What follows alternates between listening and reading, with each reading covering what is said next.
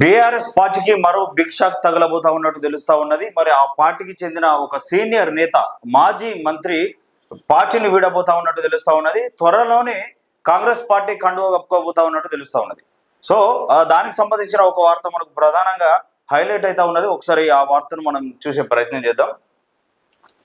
కాంగ్రెస్ లోకి తలసాని అంటూ question mark తో కనబడతా ఉంది. ఈ వార్త మనకు ఢిల్లీ స్థాయిలో చక్రం తిప్పుతున్న మాజీ మంత్రి అఖిలేష్ యాదవ్ ద్వారా రికమెండ్, ఏఐసిసి అగ్ర నాయకులతో సంప్రదింపులు, త్వరలోనే జాయినింగ్ డేట్ ఫిక్స్ అయ్యే ఛాన్స్, కేబినెట్ లో బెర్త్ ఖాయమంటూ పుకార్లు, హస్తంగూటికి చేరేందుకు బీఆర్ఎస్ నేతల క్యూ, ఇప్పటికే 6 ఎమ్మెల్యేలు చేరిక, అదే దారిలో ఎమ్మెల్యేలు ఎమ్మెల్సీలు సైతం గాంధీ భవన్ గేట్లు ఖుల్లా ఉన్నాయన్న దీపాదాస్. అయితే బీఆర్ఎస్ పార్టీకి చెందిన సీనియర్ నేత, మాజీ మంత్రి తలసాని శ్రీనివాస్ యాదవ్ కాంగ్రెస్ పార్టీలో చేరబోతా ఉన్నట్టు ఒక క్వశ్చన్ మార్క్ తో కనబడతా ఉన్నది. మరి గత కొద్ది రోజుల క్రితం చూస్తే త్వరలోనే 5 బీఆర్ఎస్ పార్టీకి చెందిన ఎమ్మెల్యేలు చేరబోతా ఉన్నట్టు ఒక క్వశ్చన్ మార్క్ కనబడ్డది. అందులో మాజీ మంత్రి అనేది ఎక్స్పెషల్లీ మెన్షన్ చేసి వచ్చింది ఆ వార్త. సో ఆ మాజీ మంత్రి మరి ఇప్పుడు ప్రస్తుతం తలసాని శ్రీనివాస్ యాదవ్ అన్నట్టు స్పష్టంగా కనబడతా ఉన్నది. మరి ఆయన ఢిల్లీ పెద్దలతోని అగ్రనాయకులతో సంప్రదింపులు జరుపుతా ఉన్నాడట. ఖచ్చితంగా నేను కాంగ్రెస్ పార్టీలో చేరబోతా ఉంటా, నన్ను చేర్చుకోండి, నేను రావాలనుకుంటున్నా, పార్టీ కండువా కప్పుకోవాలనుకుంటున్నా, తీర్థం పుచ్చుకోవాలనుకుంటున్నా అని చెప్పేసి ఢిల్లీ పెద్దలతో మాట్లాడుతూ ఉన్నాడట. గత కొద్ది రోజుల క్రితం చూసినాం, బీఆర్ఎస్ ఏదైతే హయాంలో తీసుకొచ్చిన గొర్రెల స్కామ్ ఏదైతే ఉన్నదో, మరి ఆ గొర్రెల స్కామ్ లో భారీగా అవినీతి జరిగింది. అంటే పెద్ద ఎత్తున దాదాపు 1000 కోట్ల కంటే పైన కుంభకోణం జరిగిందని చెప్పేసి దాని మీద ఇప్పుడు దర్యాప్తులు జరుగుతూ ఉన్నాయి, విచారణలు జరుగుతూ ఉన్నాయి. మరి దానికి సంబంధించిన మంత్రిగా తలసాని శ్రీనివాస్ యాదవ్ వ్యవహరించారు. దానికి సంబంధించిన అధికారులను కూడా అదుపులోకి తీసుకున్నారు, విచారణ చేపడతా ఉన్నారు. సో ఆ నేపథ్యంలో మరి ఆయన కాపాడుకోవడానికి రాజకీయ భవిష్యత్తు కోసమో లేదంటే ఆయన దోచుకున్నది దాచుకోవడానికో మరి తెలియదు, కానీ ఇక కాంగ్రెస్ పార్టీ కండువా కప్పుకునే పరిస్థితులు మాత్రం వచ్చినట్టు అర్థమవుతుంది. చూసుకుంటే మాజీ మంత్రి బీఆర్ఎస్ సనత్ నగర్ ఎమ్మెల్యే తలసాని శ్రీనివాస్ యాదవ్ కాంగ్రెస్ లో చేరనున్నట్లు తెలుస్తుంది. ఢిల్లీ స్థాయిలో మంతనాలు జరుపుతున్నట్లు సమాచారం. తలసాని శ్రీనివాస్ యాదవ్ పార్టీ మారుతున్నారన్న ప్రచారం జోరుగా సాగుతుంది. యూపీ మాజీ సీఎం అఖిలేష్ యాదవ్ తో రికమెండ్ చేయిస్తున్నట్లు తెలుస్తుంది. అఖిలేష్ యాదవ్ సైతం రంగంలోకి దిగి కాంగ్రెస్ ఎంపీ రాహుల్ తో రాయబారం చేస్తున్నారు. ఇప్పటికే కాంగ్రెస్ అధిష్టానంతో మంత్రాగం నడిపిస్తున్నట్లు సమాచారం. ఎవరు? అఖిలేష్ యాదవ్, యూపీకి చెందిన మాజీ సీఎం అఖిలేష్ యాదవ్. ఇక్కడ తలసాని శ్రీనివాస్ యాదవ్ అక్కడ అఖిలేష్ యాదవ్ తోటి మంతనాలు జరిపిస్తున్నాడట ఢిల్లీ పెద్దలతో. ఎవరు? రాహుల్ గాంధీ ఈ సంప్రదింపులు జరబోస్తున్నాడట, రాయబారం నడిపిస్తున్నాడట. మరి తెలంగాణకు చెందిన మాజీ మంత్రి, సీనియర్ నాయకుడు, రాజకీయ అనుభవం ఉన్న వేత్త తలసాని శ్రీనివాస్ యాదవ్ మరి కాంగ్రెస్ పార్టీలోకి రావాలనుకుంటున్నట. మరి ఖచ్చితంగా మనం తీసుకుందాం అని చెప్పేసి వాళ్ళందరికీ చెప్తా ఉన్నాడట. సో మరిగా ఆయన సంప్రదింపులు మాత్రం గట్టిగానే నడిపిస్తా ఉన్నాడట. ఖచ్చితంగా ఏదైతే ఈ స్కామ్ ఏదైతే ఉన్నదో గొర్రెల స్కీమ్ ఆ నేపథ్యంలో అన్నట్టే స్పష్టంగా కనపడతా ఉన్నది. కానీ మరి ఎంత మేరకు అది వాస్తవం అవుతుంది అని మాత్రం మనం ఒకసారి ఆ వార్త పూర్తిగా చదివి 3వ పేజీ.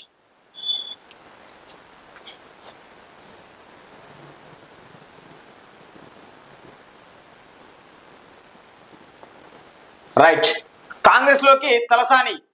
తెలంగాణ రాష్ట్ర రాజకీయాలు ఆసక్తికరంగా మారుతున్నాయి. లోక్సభ ఎన్నికలు ముగిసినందున అధికార పార్టీ కాంగ్రెస్ లోకి భారీగా వలసలు పెరుగుతున్నాయి. కాంగ్రెస్ కండువా కప్పుకునేందుకు బీఆర్ఎస్ ఎమ్మెల్యేలు, ఎమ్మెల్సీలు, మాజీ మంత్రులు, మాజీ ఎమ్మెల్యేలు ఆసక్తి కనబరుస్తున్నారు. ఇప్పటికే 6 శాసనసభ్యులు హస్తంగూటికి చేరిపోయారు. తాజాగా మాజీ మంత్రి బీఆర్ఎస్ సనత్ నగర్ ఎమ్మెల్యే తలసాని శ్రీనివాస్ యాదవ్ కాంగ్రెస్ లో చేరనున్నట్లు తెలుస్తోంది. ఇది మాత్రం నిజంగా బీఆర్ఎస్ కు చాలా బిగ్ షాక్ అని చెప్పొచ్చు. ఎందుకంటే బీఆర్ఎస్ తో ఆయనకు మంచి సంబంధం ఉన్నది, ఆ నేతలకు సంబంధించిన వాళ్ళతోని. అట్లనే కేసీఆర్ కు అత్యంత సన్నిహితంగా ఉంటాడు మాజీ మంత్రి తలసాని శ్రీనివాస్ యాదవ్. మరి ఒక్కొక్కరుగా పార్టీని వీడుతున్నట్టు స్పష్టంగా కనబడతా ఉన్నది. గత కొద్ది రోజుల క్రితం మనం చూస్తా ఉన్నాం, దాదాపుగా 6 మంది ఎమ్మెల్యేలు బీఆర్ఎస్ పార్టీని వీడి కాంగ్రెస్ పార్టీలో చేరారు. ఇప్పుడు అదే దారిలో, అదే బాటలో ఇప్పుడు మాజీ మంత్రి తలసాని శ్రీనివాస్ యాదవ్ వెళ్ళేపోయేటట్టు స్పష్టంగా కనబడతా ఉన్నాయి. మరి కేసీఆర్ మొన్ననే ఫామ్ హౌస్ లో మీటింగ్లు పెట్టిండు, అందరితో మాట్లాడిండు, ఫోన్లు చేస్తా ఉన్నాడు, పిలిపించుకుంటా ఉన్నాడు, అందరినీ బుజ్జగిస్తా ఉన్నాడు. మరి ఏం కావాలో నేను అది చేస్తా అని చెప్పేసి హామీలు ఇస్తా ఉన్నాడు, వాగ్దానాలు ఇస్తా ఉన్నాడు. కానీ మరి ఎవరు మాత్రం ఆగని పరిస్థితి కనబడతా ఉన్నది.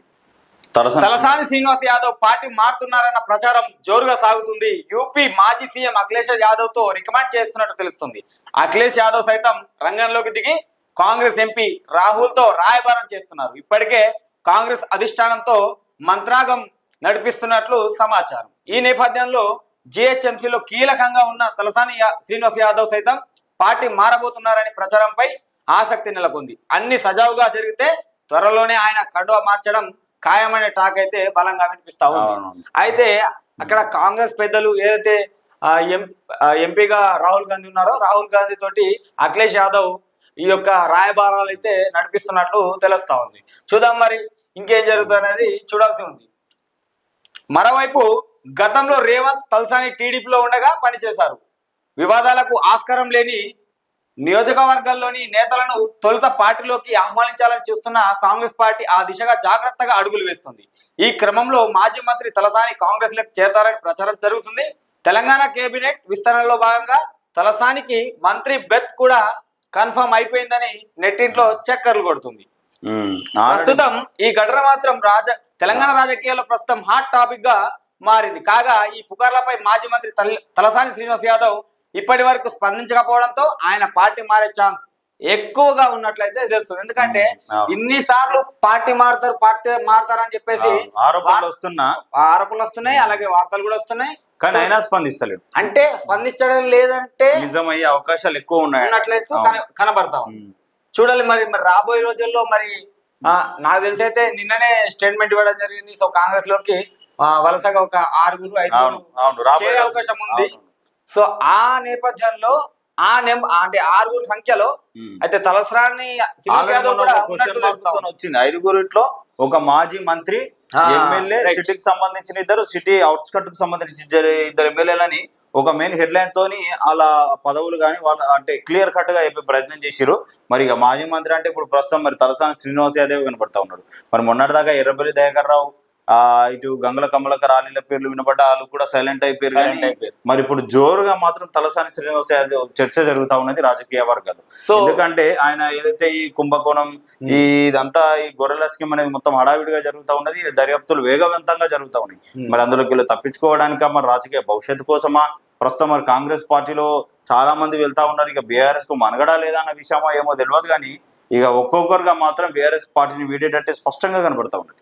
సో మరి ఇక చూడాలా రాబోయే రోజుల్లో మరి తలసాని శ్రీనివాస్ యాదవ్ దీనికి స్పందిస్తాడా, లేదంటే డైరెక్ట్ గా మరి రాత్రికి వెళ్ళి పొద్దున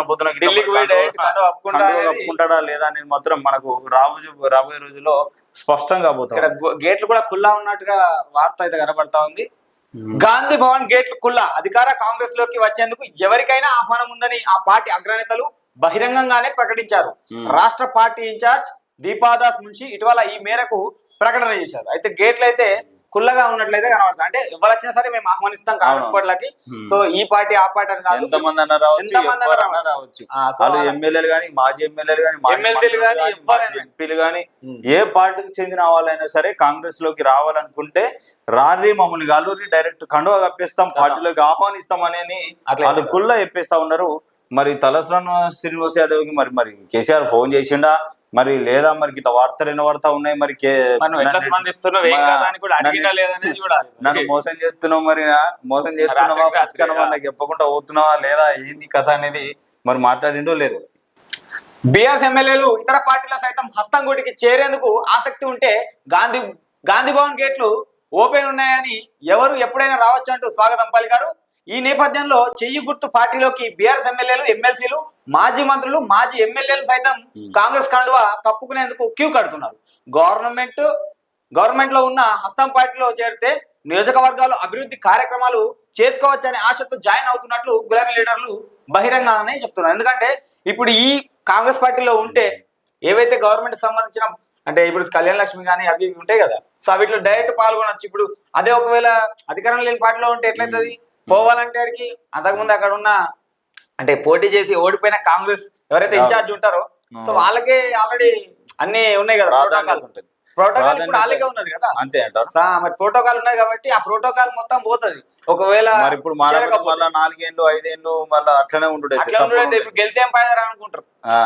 మనం అధికారం చూపించుకోకుండా గెలిచే అట్లా అనుకుంటారు కాబట్టి. సో ఆ నేపథ్యంలో మరి ఇక వాళ్ళు చెప్తున్నారు అంటే మేము అభివృద్ధి కోసమే అవుతున్నాం, మేము ఇచ్చిన హామీలు నిలబెట్టుకోవడానికి వస్తున్నాం, అదిగో అట్లాంటివి చెప్తా ఉన్నారు. ఎందుకంటే మేము దాచుకోవడానికి కబ్జా చేసిన దాచుకోవడానికి పోతున్నాం అన్న వాళ్ళు బహిరంగ చెప్పారు కదా.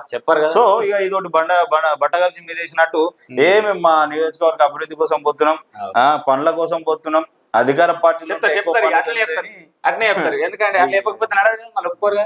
కానీ ఇటీవల మాత్రం పక్కా వ్యతిరేకమైన పార్టీలలో ఉండడం వల్ల పలుమార్లు విమర్శలు సైతం చేసుకున్నారు.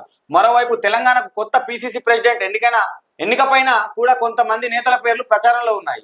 ఇదిలా ఉండగా తెలంగాణ మాజీ speaker Pocharam Srinivasa Reddy, Jagtial MLA Sanjay Kumar, station Ghanpur MLA Kalyan Srihari, Khairatabad MLA Danam Nagender, Bhadrachalam MLA doctor తెల్ల వెంకట్రావు, చేవెళ్లే బీఆర్ఎస్ ఎమ్మెల్యే కాల యాదయ్య కాంగ్రెస్ తీర్థం పుచ్చుకున్నారు. ఇలా బీఆర్ఎస్ నుండి వరుసగా ఎమ్మెల్యేలు నేతలు కాంగ్రెస్ బాట పట్టడంతో కాంగ్రెస్ లో అప్పటికే ఉన్న నేతల్లో అసహనం నెలకొంటుంది. బీఆర్ఎస్ నేతలను వరుసగా చేర్చుకోవడంపై ఆయా నియోజకవర్గాల్లో ఉన్న సీనియర్ లీడర్ల నుంచి వ్యతిరేకత వస్తుంది. గత ప్రభుత్వంలో కీలక పాత్ర పోషించిన మాజీ మంత్రులు ఎమ్మెల్యేలు నేడు అస్తంగూటికి చేరుతుండడాన్ని నేతలు తట్టుకోలేకపోతున్నారు. ఎందుకు తట్టుకుంటారు మరి? తట్టుకోరు కదా, ఎందుకంటే అక్కడ ఉన్నది వాళ్ళది. అంటే ఈ మిషన్ కు ఎవరు బాగా అంటే తీసుకుంటా ఉన్నారంటే అక్కడ అదే నియోజకవర్గానికి చెందిన ఆ జిల్లాలకు చెందిన ఎవరైతే సీనియర్ కాంగ్రెస్ పార్టీ సీనియర్ లీడర్లు ఉంటారో వాళ్ళు ఎక్కువ సంప్రదిస్తా ఉన్నారట. ఇట్లా పార్టీలు చేరండి, అధికార పార్టీలో ఉంటే మీకు అన్ని పనులు జరుగుతాయి, మీరు ఇచ్చిన హామీలు నిలబెట్టుకోవచ్చు, ప్రభుత్వంతో మీరు ఉంటే నడుస్తే అధికారికంగా మీకు అన్నీ ఉంటాయి, అండగా ఉంటాం దండగా ఉంటాం అని చెప్పేసి ఆ నియోజకవర్గాలకు ఆ జిల్లాలకు సంబంధించిన సీనియర్ కాంగ్రెస్ పార్టీ లీడర్లు సంప్రదింపులు చేస్తా ఉన్నారట.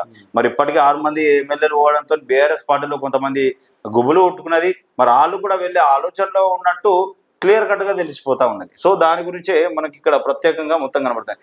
మొత్తంగా త్వరలో కారు ఖాళీ అయ్యే పరిస్థితి కనిపిస్తుంది. 10 ఏళ్ళు అధికారంలో బీఆర్ఎస్ పార్టీ పతారా ఇంతగా తగ్గిపోతుంటే ఆ పార్టీ అధినేత కేసీఆర్ కు నిద్ర పట్టడం లేదు. స్వయంగా కేసీఆర్ రంగంలోకి దిగి పార్టీ నుంచి జారిపోయే వారిని బుజ్జగించినా వినడం లేదంటే కారు గుర్తు పార్టీ పరిస్థితి రాను రాను ఏమవుతుందో అర్థం కాని పరిస్థితి.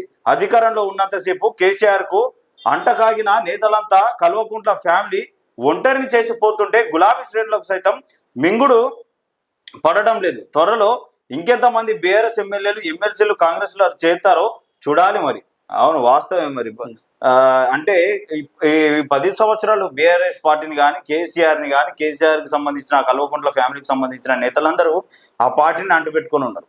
ఒక్కసారిగా అసెంబ్లీలో కాంగ్రెస్ పార్టీ అధికారంలోకి రాగానే పెను మార్పులు చోటు చేసుకుంటున్నాయి తెలంగాణ రాజకీయ వర్గాలు.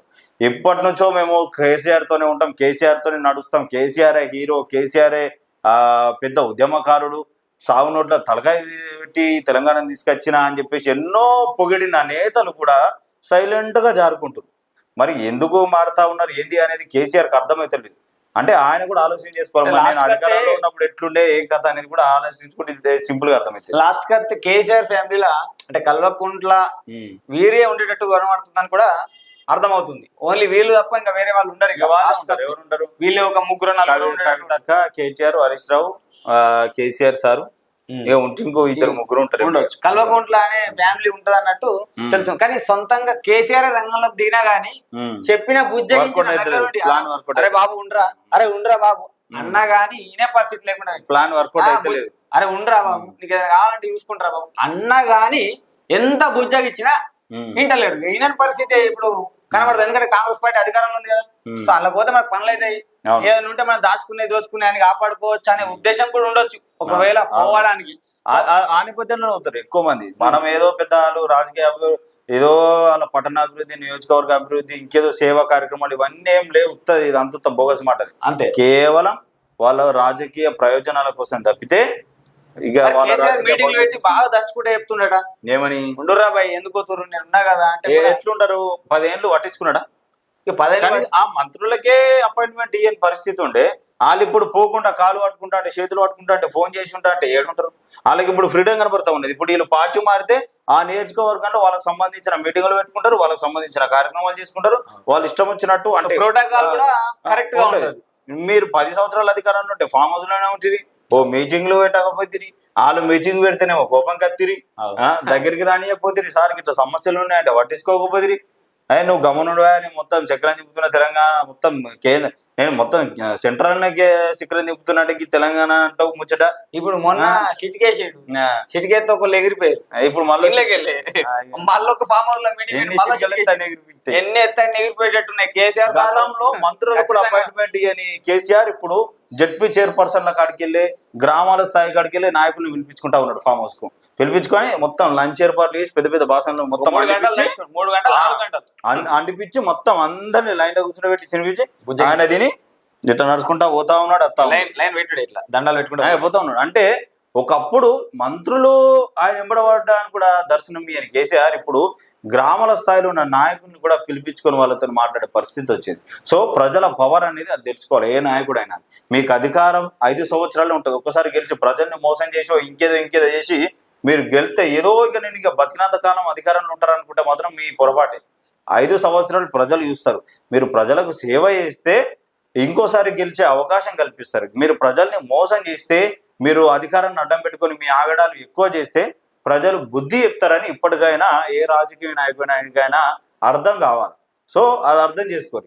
మంత్రులకు అపాయింట్మెంట్ ఇయ్యని స్థాయి ఎక్కడ, ఇప్పుడు గ్రామ స్థాయిలో నుంచి నాయకుల్ని తీసుకొచ్చి వాళ్ళకు భోజనం పెట్టి వాళ్ళతో మీటింగ్లు పెట్టి ఈ చర్చలు జరిపే ఈ పరిస్థితి ఫోటోలకు ఇప్పుడు ఫోజులు ఇస్తున్నారు. చాయ్ ధర్నా అది బస్ యాత్రల హోటళ్లలో కూర్చుంటే చాయ్ సమోసాలు తింటుండు. అంటే ఈ పరిస్థితి. సో ప్రజల పవర్ అనేది అట్లుంటది. ఏ రాజకీయ నాయకుడైనా అర్థం చేసుకోవాల్సింది ముఖ్యంగా సేవ చేస్తా అంటే రాజకీయంలో ఉంటారు తప్పితే ప్రజల్ని ఏదో మాటలు చెప్పి అధికారంలోకి వస్తే తగిన బుద్ధి చెప్తారు. కార్యకర్తలు చెప్తారు, ఇంకెవరు చెప్పారు. కార్యకర్తలు చెప్తారు, వారిలో ఉన్న నాయకులు కూడా చెప్తారు. సో చూడాలా మరి తలసాని శ్రీనివాస్ యాదవ్ పేరు బలంగా వినబడతా ఉన్నది. మరి ఎందుకంటే ఈ గొర్రెల స్కామ్ ఏదైతే ఉన్నదో అందులో విచారణ అనేది వేగవంతంగా జరుగుతూ ఉన్నది కాబట్టి సో మరి పార్టీ మారే అవకాశాలు ఎక్కువగా ఉన్నాయన్నట్టు వార్తలు చోరుగా చర్చ జరుగుతూ ఉన్నాయి. మరి రాబోయే రోజుల్లో తలసాని శ్రీనివాస్ యాదవ్ మరి పార్టీలో కొనసాగుతాడా, కేసీఆర్ తోనే ఉంటాడా, ఇచ్చిన మాటతోని మరి ఇక పార్టీని భుజాల మీద తీసుకొని మొత్తడా లేదో తెలియదు. కానీ మరి కాంగ్రెస్ పార్టీ కండో కప్పుకుంటాడా, మరి దీని మీద స్పందిస్తాడా లేదా అనేది మనం ఇక రాబోయే రోజుల్లో చూడాల్సిందే. చూస్తూనే ఉండండి టైమ్ 9 న్యూస్.